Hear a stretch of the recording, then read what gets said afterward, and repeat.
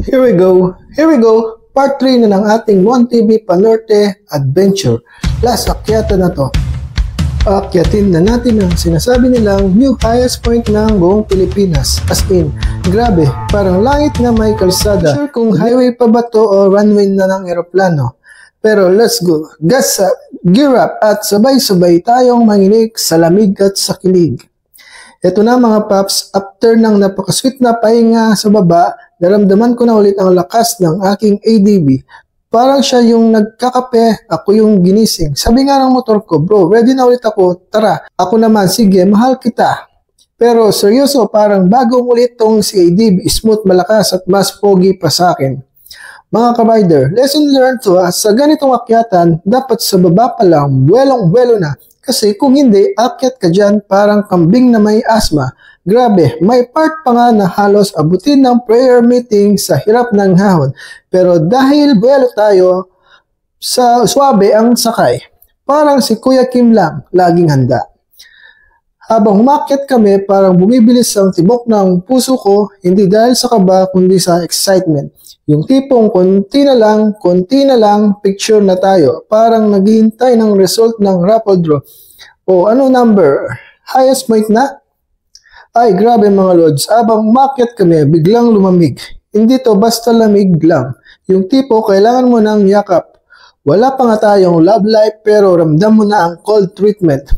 DB ko nga nanginginig na rin, sabi niya, boss, jacket mo, pa-share naman. Ako naman, ay sorry. One size only. Mga ka-rider, ito na ang isa sa mga pinaka-epic moments sa ride. Fogging ba yan? Hindi off clouds yan. Mga loads, as in parang nagmumotor ka sa langit. Yung tipong pag may hangyal na lumilipad, sasabihin mo, loads, tambay muna tayo dito, chill lang. Grabe, ang ganda.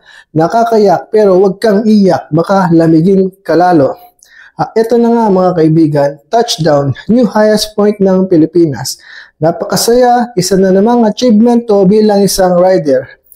Para na-unlock natin ang level 999 sa motor adventure.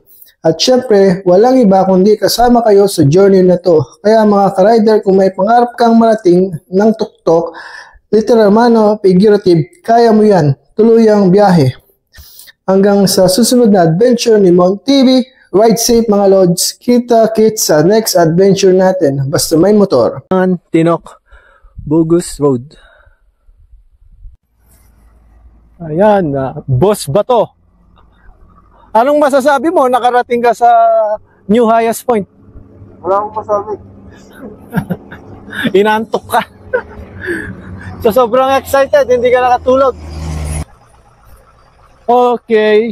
Ayan, welcome Mount Pulag. Ayan, no? Tapos, ito. Welcome to new highest point. Siyempre, magdidikit tayo ng sticker.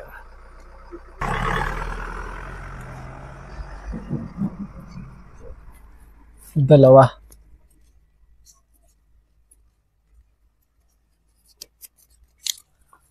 Yan, dalawa yung ididikit natin. Dito yung isa.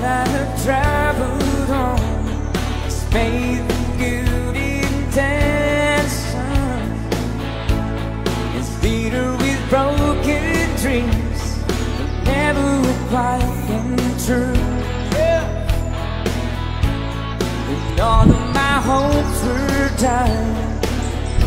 Girl,